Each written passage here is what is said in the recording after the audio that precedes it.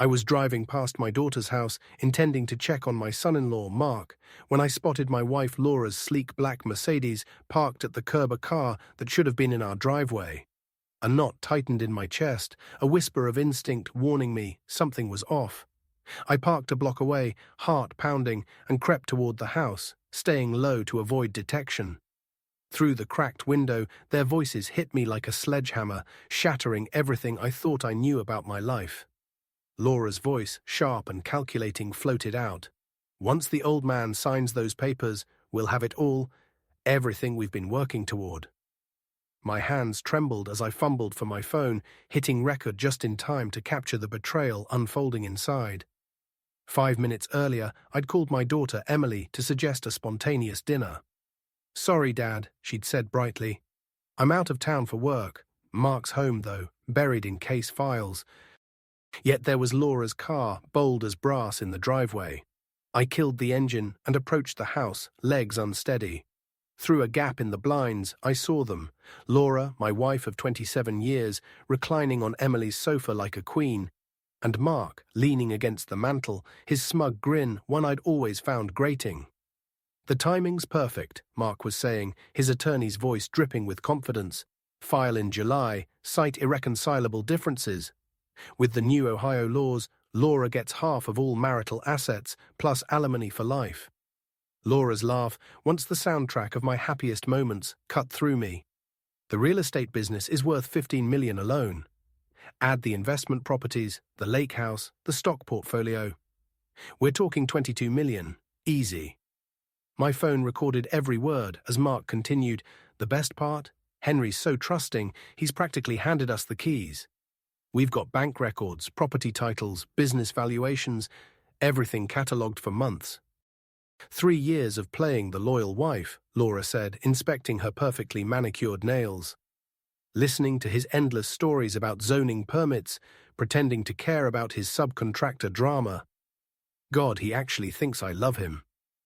A branch cracked under my foot. Their head snapped toward the window. I pressed myself against the wall, heart racing, sweat cold despite the spring air. "Did you hear that?" Laura's voice was sharp with suspicion. "Probably a squirrel," Mark said after a pause. "You're jumpy. Can you blame me?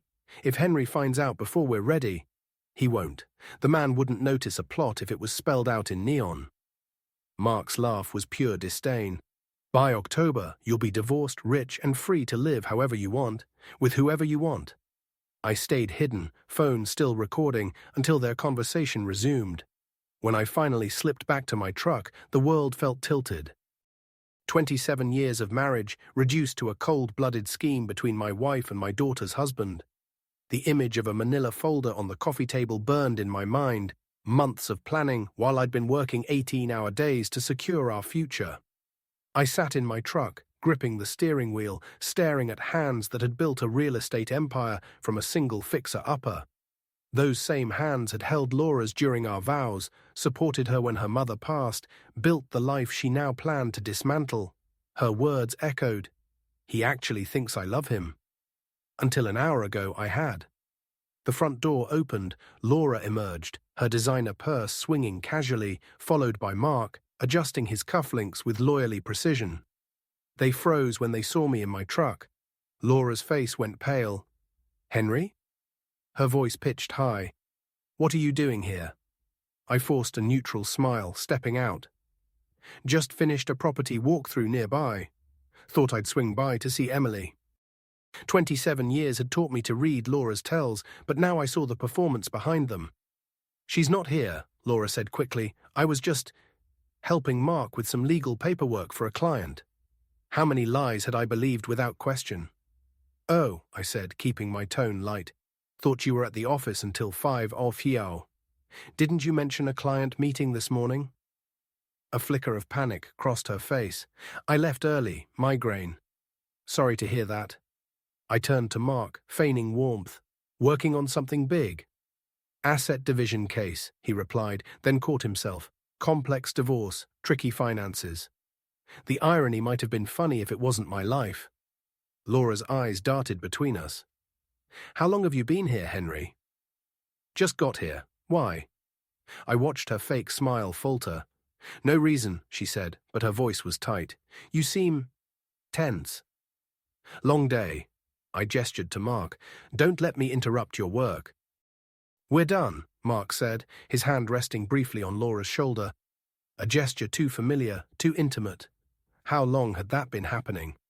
I should head home, I said, pulling out my phone to check the time, making sure they saw it. Neither reacted, but Mark's eyes lingered on the screen.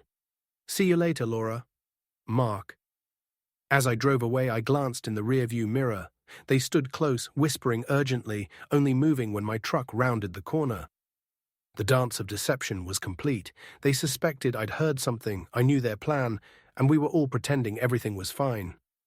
But my phone held 38 minutes of damning audio evidence that would shift the game in my favor. The drive home was a blur. My truck pulled into our gated driveway, past the rose garden Laura insisted we hire landscapers for, past the stone fountain she'd wanted for our 20th anniversary. I sat in the cab, staring at the house I'd built in 1993, every beam, every brick a testament to the life I thought we shared. Inside, the silence felt hollow, no longer comforting. The framed photo on the entry table stopped me. Our wedding, January 1988. Laura in lace, me in a stiff suit, both of us beaming. Had it ever been real? We'd met in 1987 at a client's gala. I was 35, my real estate business finally gaining traction after years of scraping by. Laura, 23, was a receptionist at a law firm. Her laugh like wind chimes when I made a clumsy joke about property taxes. Our first date lasted hours, her eyes bright as I shared my vision of building communities, not just houses. You're creating legacies, she'd said, her hand brushing mine. I proposed 8 months later. The kitchen held a card from our 25th anniversary. To my rock, thank you for building our dreams. Forever yours, Laura, forever. The word tasted like ash. I moved to the living room, where Emily's childhood photos lined shelves I'd built during Laura's pregnancy. June 1994, the day Emily was born, Laura glowing despite exhaustion, holding our daughter like she'd found her purpose. Those years had been my happiest. Laura threw herself into motherhood, organizing playdates, cheering at soccer games, planning elaborate birthdays. You're the best dad, she'd said at Emily's college graduation, tears in her eyes as we watched our daughter take the stage. Had the cracks been there even then? I sank into my armchair, the one Laura called an eyesore, and let the truth settle. Laura hadn't loved me in years, maybe ever. Every I love you, every anniversary toast, every shared moment had been a performance. But I wasn't the naive husband they thought. The mind that turned a single property into a 15 million empire could play their game and win. By Monday, my home office was a command center. Laptops displayed bank records, property deeds, and legal research. Notebooks detailed assets, vulnerabilities, and timelines. I'd shaved, put on my best charcoal suit, and called my accountant, Rachel Kim, who knew about the offshore accounts I'd set up years ago for tax purposes, accounts Laura's amateur sleuthing had missed. Henry, the trusts are airtight, Rachel confirmed. Your business assets are shielded from personal claims. Whoever's coming for you won't touch the real wealth. Laura's credit card statements told another story. $52,000 in transfers over 10 months to an account bearing Mark's name. Designer bags, spa days, lunches at the country club, all while she'd complained about my extravagant business expenses. Mark's finances were messier. $200,000 in law school debt, a $9,000 monthly office lease, and whispers of ethical lapses from industry contacts. Mark's clever but reckless, a contractor friend told me. Owes my crew $30,000, always next week with him. I filed a complaint with the Ohio State Bar documenting Mark's misuse of client funds. By Tuesday, his office was fielding calls about an ethics investigation. Meanwhile, I met with my bank president, Tom Ellis, to freeze all joint accounts. Standard security review, I explained, sliding papers across his desk. All access requires my in-person approval. Tom nodded. This'll hit Laura hard. That's the idea, I said, smiling grimly. At 12:15 p.m., Laura's card was declined at her weekly lunch with the country club wives. Her frantic call came at 1:02 p.m. Henry, the bank's frozen our accounts. I couldn't pay for lunch. Do you know what's happening? Sounds serious, I said, feigning concern. What did they say? Something about identity verification. It's humiliating, Henry. I'll look into it, I lied, hanging up. Let her feel the ground shift beneath her. Emily's call came Wednesday morning, her voice tight with suspicion. Dad, is something wrong with you and Mom? She's acting strange, and Mark's been asking weird questions about your business. What kind of questions? About asset control, partnerships, how your trusts work. It feels off. I hesitated, then played the recording. Emily listened in silence, her composure cracking only when Laura said, 3 years of playing the loyal wife. How long have you known? She asked. Since last Tuesday. I've been building a defense. She exhaled sharply. Mom tried to get me to call you controlling, to use my counseling license to back her up. I told her I wouldn't without evidence. Dad, I'm with you. Truth over loyalty. What about Mark? My marriage is done. He betrayed us both. Her voice was steel. I'll testify if you need me, but I won't be anyone's pawn. By Friday, Laura's social world was unraveling.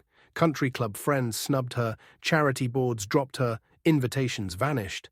Mark's practice crumbled as clients fled, citing his questionable ethics. Their desperate meeting that night, overheard by my PI, revealed their panic. Henry knows, Laura hissed. He's cut me off completely. We file for emergency divorce Monday, Mark said. Claim financial abuse, paint him as controlling. Your testimony, my legal spin, will bury him. They plan to twist my generosity into manipulation, my protection into abuse.